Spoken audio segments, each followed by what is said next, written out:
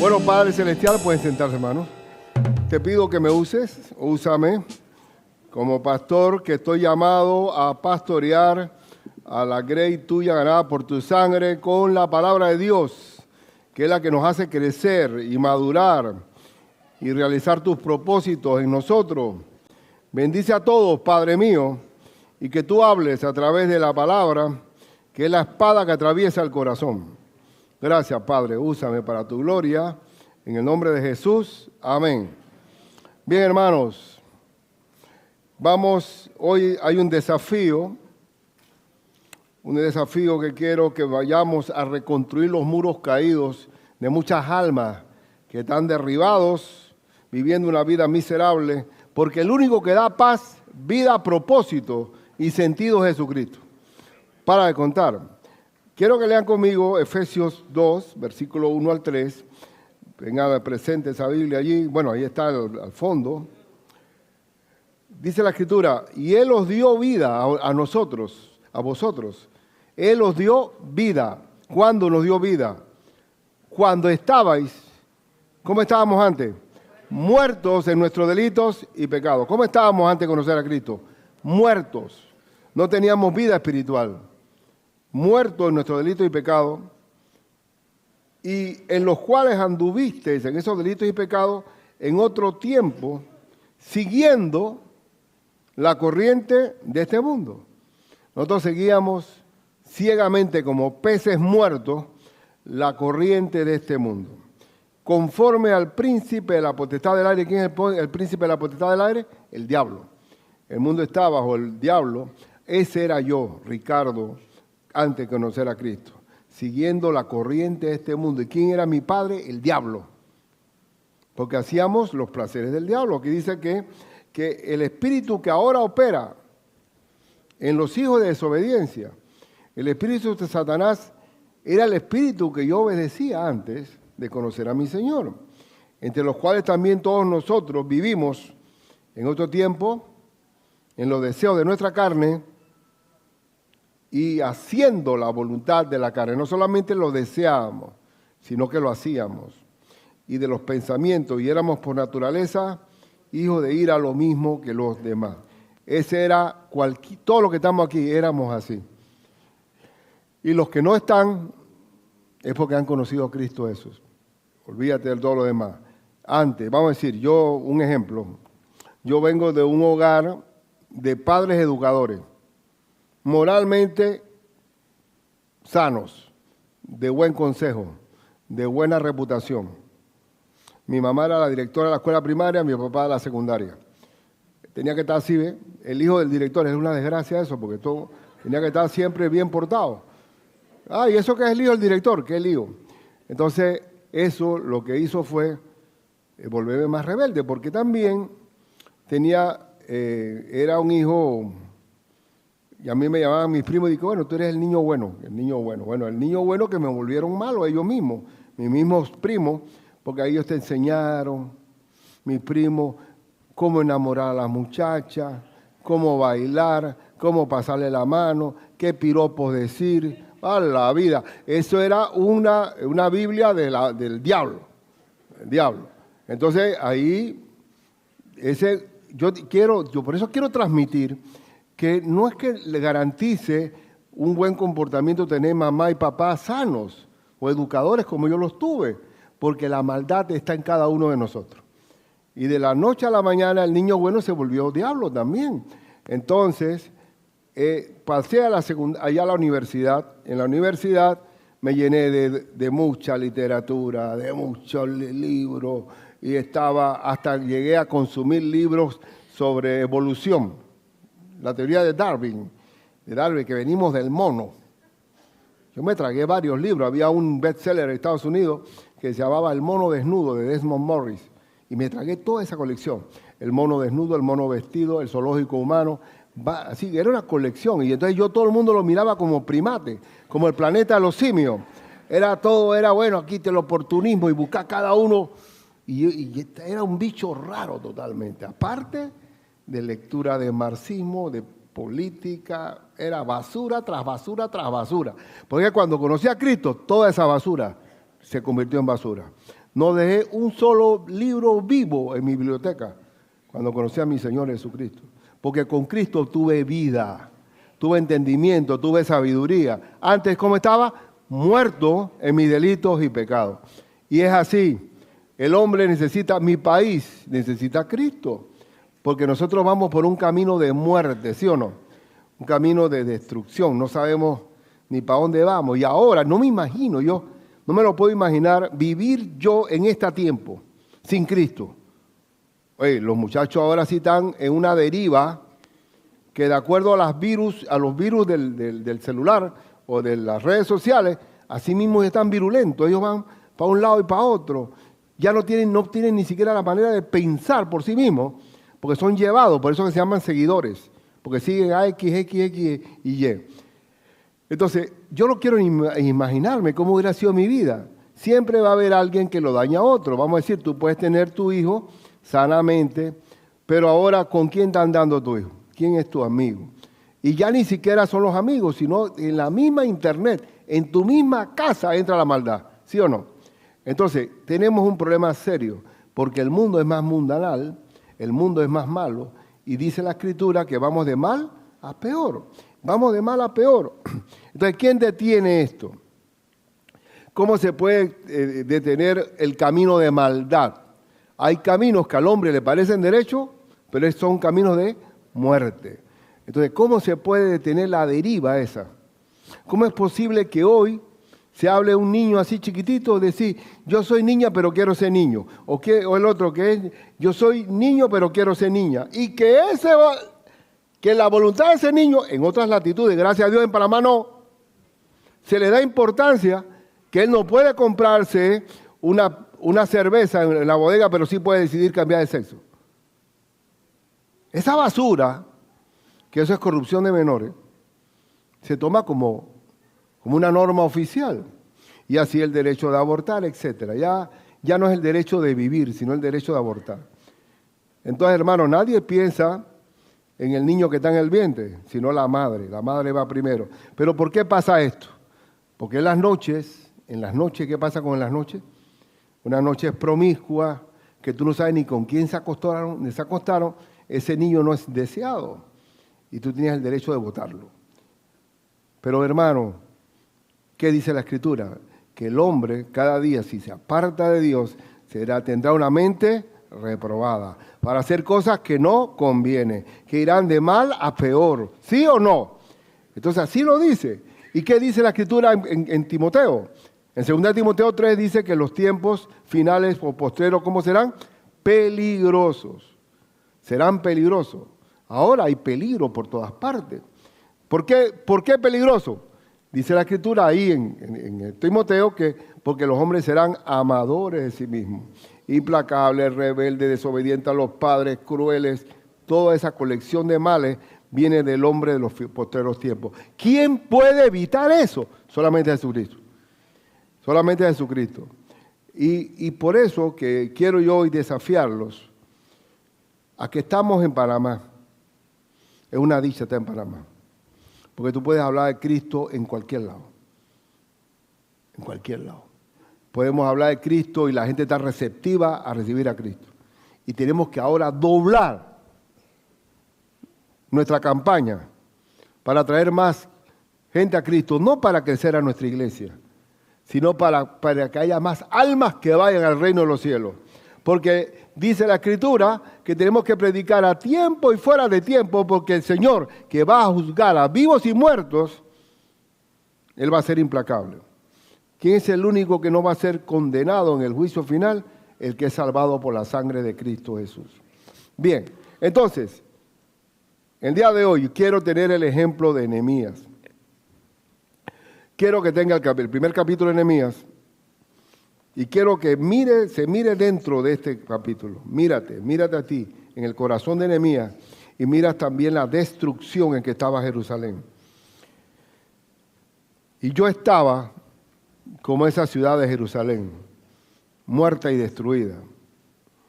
Palabras de Nehemías, hijo de Acalías, dice, versículo 1, aconteció en el mes de Quisleo, y bueno, oye, ¿para qué yo quiero saber que hay un mes de Quisleo? Bueno, resulta que, de acuerdo a este texto, vamos a ver que Nehemías oró 4 meses, 4 meses, para lograr la petición al rey de que se le permitiera ir a reconstruir los muros de Jerusalén.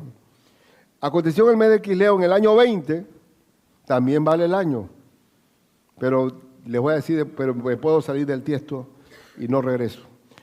En el año 20, estando yo en Susa, o sea, la capital del imperio persa, capital del reino, que vino Hanani, uno de mis hermanos de sangre de Nehemías, con algunos varones de Judá, y les pregunté por los judíos que habían escapado, que habían quedado de la cautividad, y por Jerusalén.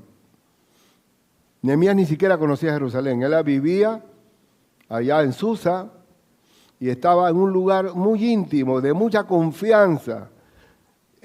Nadie es más cercano que el copero de un rey. Y Nehemías estaba allí.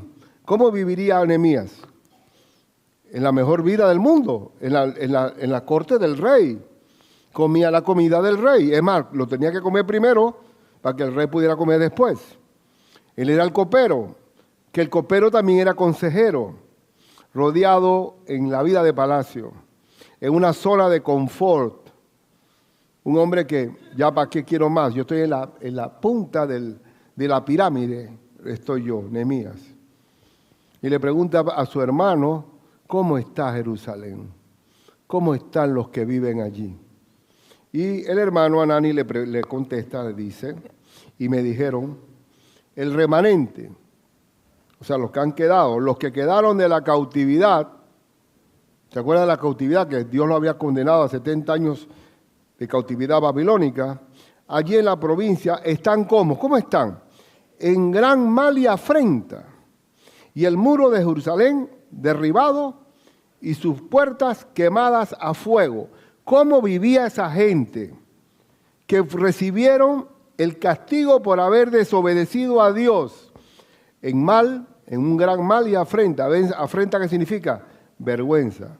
Viviendo una vida miserable, condenada, una vida sin futuro, una vida destruida. Y dice que también sin muro. No había ni muro ni puertas. Es algo parecido a esta foto que está aquí, de esta Jerusalén, que ¿quién puede vivir allá adentro? Nadie. Pero así está el hombre sin Dios. El hombre sin Dios está sin muros, sin puertas, en una gran miseria, en una gran vergüenza. ¿Y quién puede reconstruir a ese hombre caído? Solamente Jesucristo. Se lo digo yo, que vengo de un hogar educado y sin embargo me llené de basura. Mi vida era animal, terrenal y diabólica, como cualquiera. Porque ¿quién es bueno? ¿Quién es bueno? A ver, sin Cristo, ¿quién? Ni uno solo. Justo, habrá algunos justos. Ni uno solo. ¿Cómo es posible? ¿Cómo hacer que la gente pueda salir de la prisión en que está metido? Él no puede abrir la puerta, ni le pueden abrir la puerta a nadie. Solamente Jesucristo abre esa puerta. Pues yo vine a liberar a los cautivos, a dar vista a los ciegos. Vine a ¿qué? A liberar a los oprimidos. Solamente Dios puede hacer eso. Es el poder de Dios mismo. Maravilloso. Entonces, esa era la condición de la Jerusalén actual. Nosotros, ¿qué hacemos? Mira las hermanas que se bautizaron hoy. Compañeras de Boris. Compañeras de trabajo. ¿Cuántas horas tú trabajas? A ver, ¿cuántos tienen trabajo aquí ahora mismo? ¿Hay algunos por ahí que trabajan? Hay bastantes, espero que sí. Bendito sea el Señor. Bueno, tú trabajas 8 horas, ¿verdad? 8 horas. En esas 8 horas, Dios te va a poner gente que solamente tú vas a ser testigo para que ellos conozcan a Cristo. No hay más nadie. Tienes 8 horas. A veces yo creo que nosotros convivimos más con los compañeros de trabajo que con la familia. Porque cuando llegamos de ese tranque a la casa, y sin embargo las 8 horas son 8 horas con nosotros. Entonces, aquí está mi compañero Pedro. Yo tenía otra compañera por allá, y Pedro me dijo a mí, conta Ricardo, ahora me está diciendo ahora. Tú le hablaste de Cristo a un montón de gente, pero a mí no me dijiste nada. Mira, me lo reclamó. Entonces, mira, y él me lo dice como, hey, ¿por qué te callaste? Y nosotros habíamos hablado bastante. Sin embargo, bueno, pero alguien le habló a él. Y él llegó acá. Pero cada uno de nosotros, ¿quién le habló? ¿Un ángel o alguien? ¿Sí o no? Alguien le habló, ¿no? A mí me habló. ¿Quién me habló a mí? Mi compañero de trabajo. Mi compañero de trabajo. Entonces, en esa gloria a Dios por mi hermano Azcárraga, que fue el que me habló. Me acuerdo que en las fiestas navideñas, Aira, tú estabas ahí, Aira también. En las fiestas navideñas estaba la parranda, estaba la fiesta santa, ¿no? Navidad. Si no hay trago, no hay fiesta. Y en los tiempos de Año Nuevo, lo que sea, y la gente en trago, y Jorge se paraba y le hablaba de Cristo. Ahora, le ponían atención porque era el jefe en ese tiempo, y ¿verdad? Entonces, él hablaba de Jesucristo, que en este tiempo Él vino a este mundo a darnos perdón. Y yo mirando la cosa digo, oye, mira, este hombre, todo el mundo echando chanza, ¿no? Amén, amén. Y nadie se convertía. Y él fue cubículo por cubículo llevándole esa Biblia de los Gediones a cada cubículo. Y yo viendo el asunto. Pero ya cuando me casé, cuando uno se casa, ahí es donde uno aprende que los deberes son deberes y deberes y deberes y cero derechos. Aunque cada día van a aumento más los deberes. Entonces yo que quería cambiar el mundo, yo no podía ni siquiera arreglar el problema en mi casa. Entonces, ¿con qué? Con un sueldito de mala muerte, teniendo una mujer, vino un hijo, después vino el otro hijo, no alcanzaba la plata. Y yo digo, bueno, verdaderamente que necesito de Dios, no sé cómo, pero le voy a preguntar a ese que siempre hablaba cuando todos estaban borrachos. Y ahí entramos. Y el domingo siguiente, después que recibí a Cristo, me vino a tocar, me tocó el pito en la casa. Ricardo, no, que vamos para la iglesia. Pero contra. Y me estaba llamando por teléfono y digo, ¿pero cómo? No, ya estamos acá abajo. Está allá abajo, Katy, está abajo. Vamos a hacer, oye.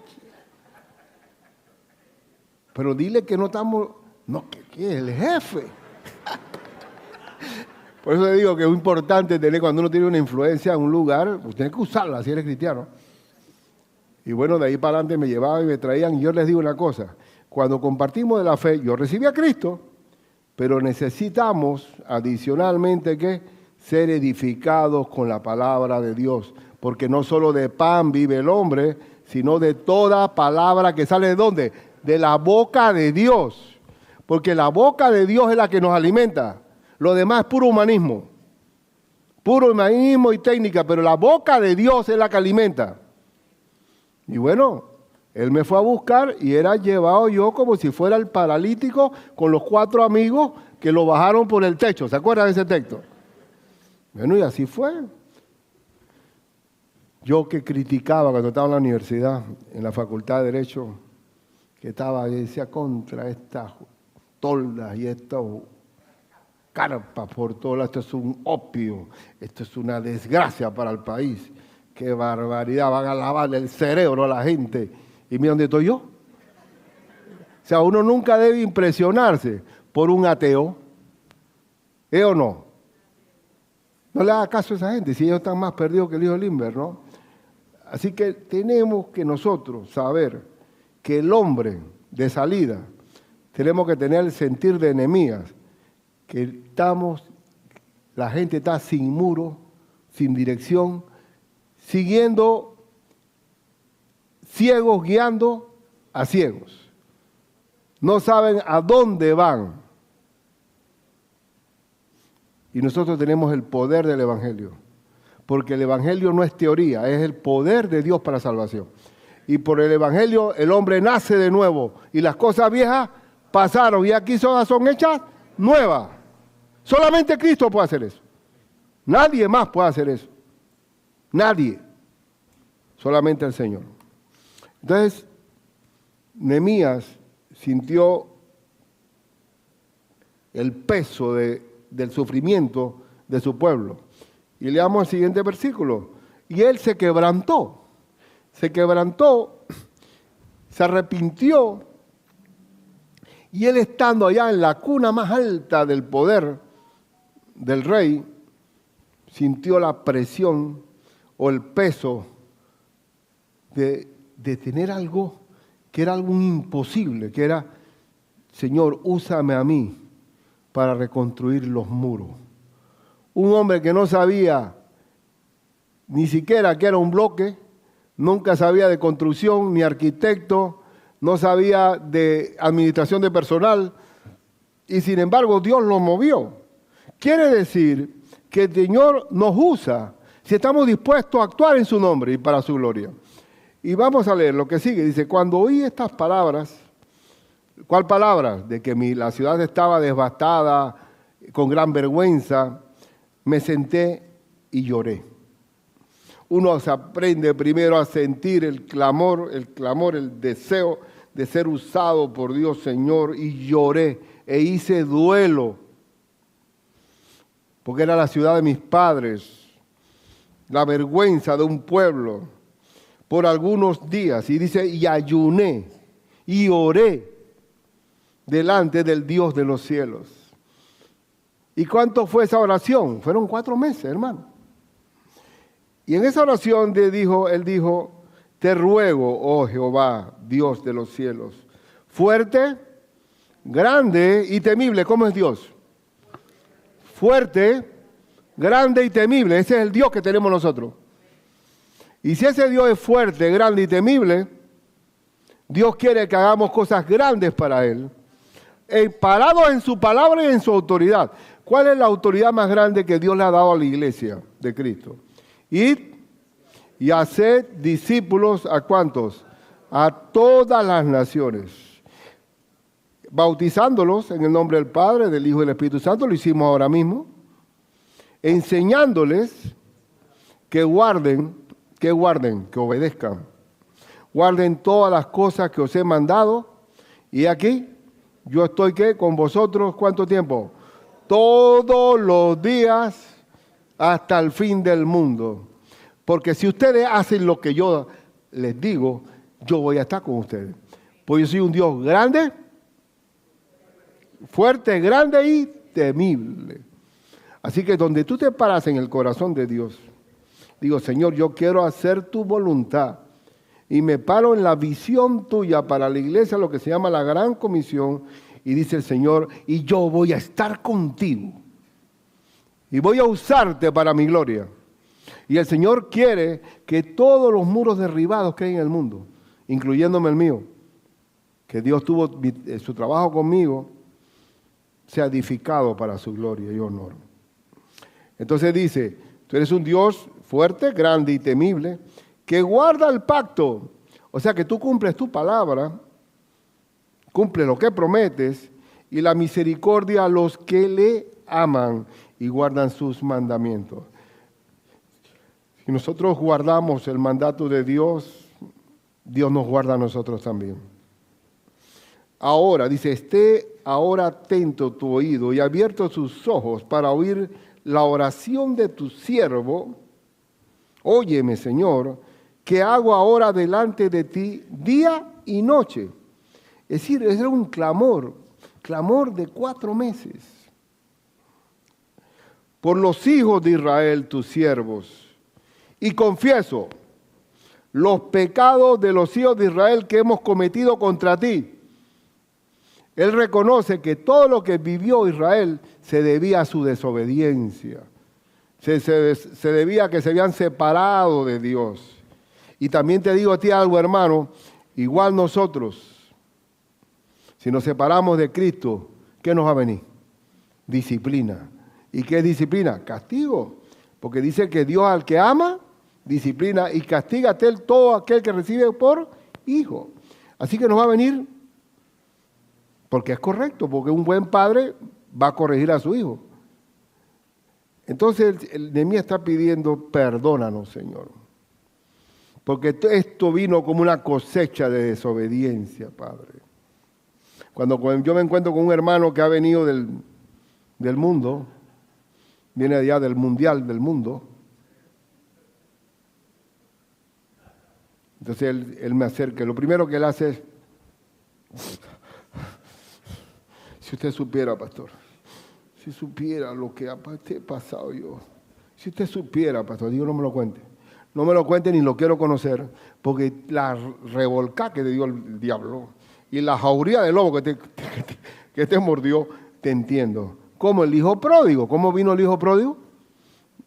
En harapos, oliendo a puerco, hediondo, con hambre. Y el papá cuando lo vio, él corrió cuando lo vio. Primero que hay que hacer, arrepentirse. Y cuando uno se arrepiente, el primero que lo abraza a uno es Dios mismo. ¿Sí o no?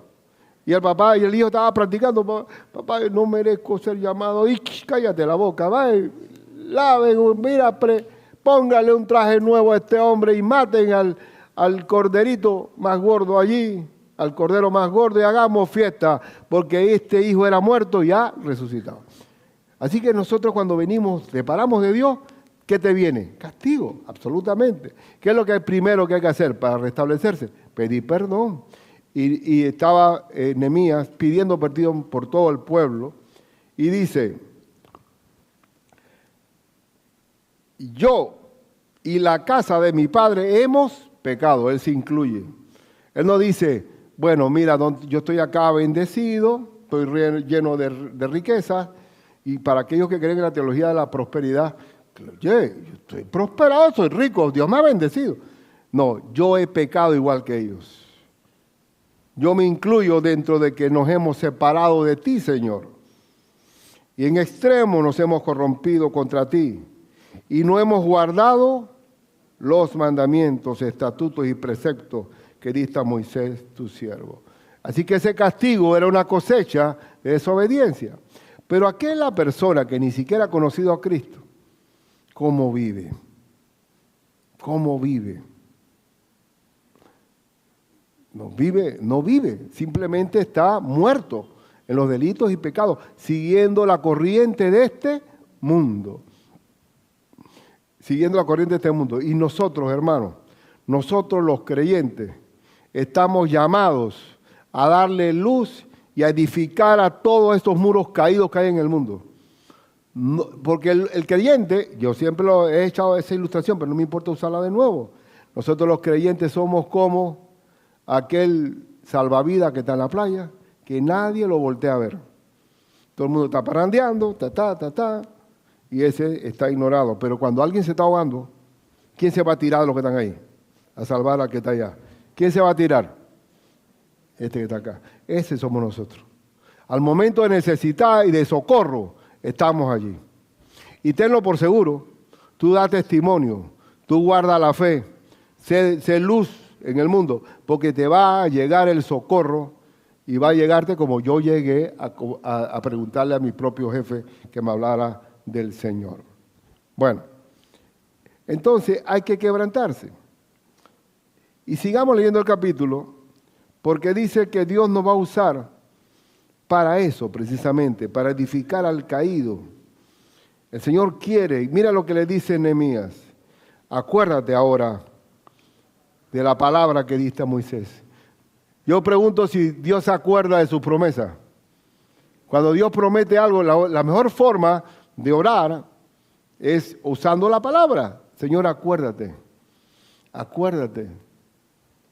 Acuérdate, Señor, que tú eres el que aumenta mis fuerzas. Tú acuérdate, Señor, que si tengo paz no falta nada. Señor, acuérdate que el perfecto amor echa fuera el temor.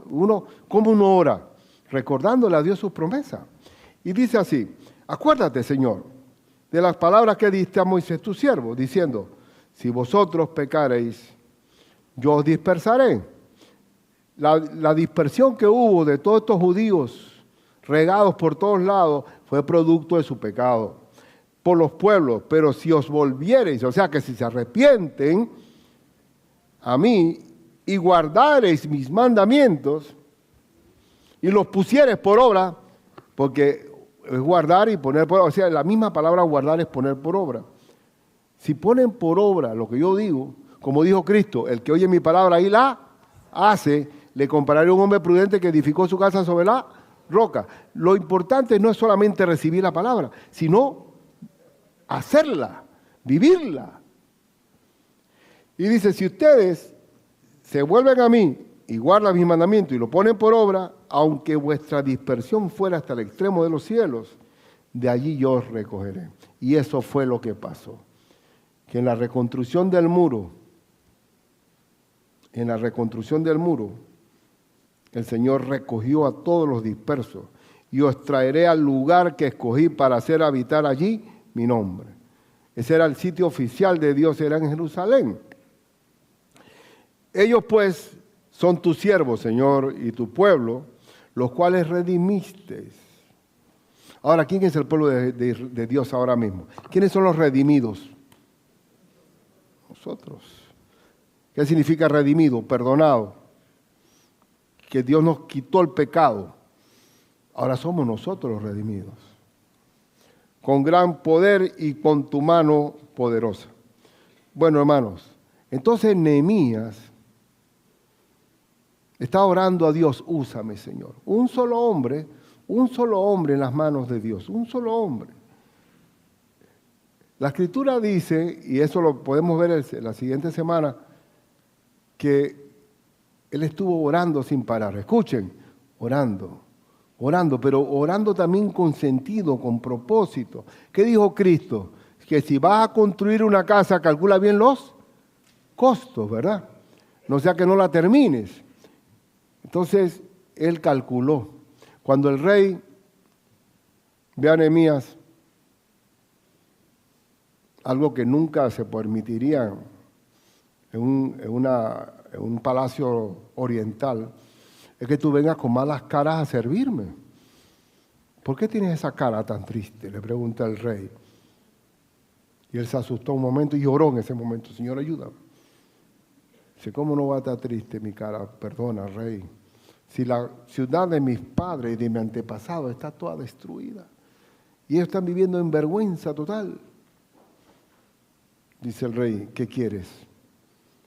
Bueno, si usted me está pidiendo, yo quiero que usted me ayude a reconstruir los muros. ¡Wow! ¿En qué tiempo? ¿Cuándo estás de vuelta? ¿Tiene que tener cerebro o no? ¿Tiene que haber calculado los costos o no?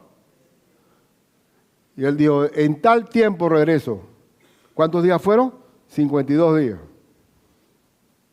Aquí hay hermanos que han hecho casa. Han hecho casas. 52 días pasé un casón. Parece que es bien cortito. Jorge, tú que eres arquitecto. Es un récord. ¿Quién puede hacer una casa 52 días? Rápido eso. Ahora, una ciudad amurallada, ponerle muro, no el muro, no una cerca, un muro que llega a llave, donde está el techo este. Porque tú tienes que asomarte para ver los enemigos abajo. 52 días. Y en medio de rivales, de contienda, de antagonismo, y Dios se glorificó. Y le dio una fecha de regreso al rey, y esos fueron los días. 52 días para hacer eso. Y eso es lo que yo quisiera también a esta iglesia, que los desafiemos, que en estos 52 días que vienen, tengamos una cosecha de almas de que tienen los muros destruidos, para que vengan a Cristo y sean reconstruidos. Eso es mi deseo hoy. ¿Oíste? Que vayamos a edificar porque Cristo viene. Hermanos, se está hablando de que países islámicos que se están reuniendo para ir a Gaza. No huele a azufre por ahí por todos lados. Uno no siente la guerra y los rumores de guerra. Y eso que ni siquiera es comienzo de dolores de parto. Tenemos que predicar ahora, a tiempo y fuera de tiempo. Y es cuestión de mirar al que está al lado, de tener compasión por el perdido, como Cristo, que cuando vio la multitud tuvo compasión y comenzó a enseñarles. Ahora es cuando. Y viene la parte final que él le pide a Dios, dame éxito. ¿Cuál es el éxito de un hombre de Dios? Dígame, ¿cuál sería el éxito? ¿Cuál sería el éxito de un hombre de Dios? ¿Tiene un carro nuevo? ¿Cuál es el éxito? Hacer la voluntad de Dios, ese es el éxito. Pues si yo hago la voluntad de Dios y no la mía, tú sabes que hacer la voluntad mía es pecado. Como dice el Padre nuestro, hágase tu voluntad. Entonces vamos a ver la parte final que dice, te ruego, oh Jehová, esté ahora atento tu oído, atiende, pon tu oído a mí, Señor, a la oración de tu siervo y a la oración de tus siervos, quienes desean reverenciar tu nombre. ¿Quién quiere glorificar el nombre de Cristo hoy? ¿Cómo yo glorifico el nombre de mi Cristo? Hablando de mi Cristo. Dice, reverenciar tu nombre, concede ahora buen éxito a tu siervo. Miren, todo el mundo quiere tener éxito. Éxito. Bueno, ¿cuál es el éxito de nosotros? Hacer la voluntad de Dios. Igual la voluntad de Dios, ir y hacer discípulos, predicar el evangelio a toda criatura. Muy bien. Dice, y dale gracia delante de aquel varón. Y ya me adelanté. ¿Cómo halló esa gracia? Cuando le preguntó, oye, ¿por qué estás triste? Cuando le dice, bueno, ¿cuándo vas a estar de vuelta? En tal fecha. Para él decir esa fecha, él calculó los costos. ¿Y qué necesita? Bueno, necesita unos salvoconductos para pasar de una frontera a la otra. Necesito también que usted le dé una carta al guardabosque, a SAF, para que me permita cortar madera para las puertas. El tipo ya tenía la lista. O el cristiano nos da al Señor la capacidad de administrar, ¿sí o no? Ser administradores. Ah, no. Ah, ¿qué quieres? Bueno, yo quiero reconstruir el muro. ¿Y qué necesita? Bueno, no sé, Dios me dirá. Dios abrirá puertas. Digo, no. Esto, Dios nos da la capacidad, ¿sí o no? Y nos da el tino para hacerlo bien. Dale gracia a aquel varón, porque yo servía de copero al rey. Ahora, y usted, a ver, nosotros quizás no somos Nehemías, estar en la cumbre allá de dar la copa al rey. Eso está cerca del núcleo de poder. Ahora hay que ser un Nehemías también muy grande, de venir de la zona con formas altas a una ciudad destruida. ¿Eso tiene valor o no? ¿Y por qué usted cree que en el libro de Nehemías está escrita todas las familias que regresaron a Jerusalén? ¿Por qué será? Porque nadie va de lo bueno a lo malo. Miren, los cubanos que han estado en Miami, que han salido de la isla, han pasado ¿cuántas generaciones? Varias. Pregunto, ¿cuántos regresan a la isla cuando se salve la cosa? Está duro.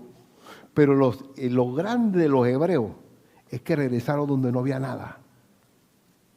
Y un Nehemías como copero va a reconstruir una ciudad destruida totalmente.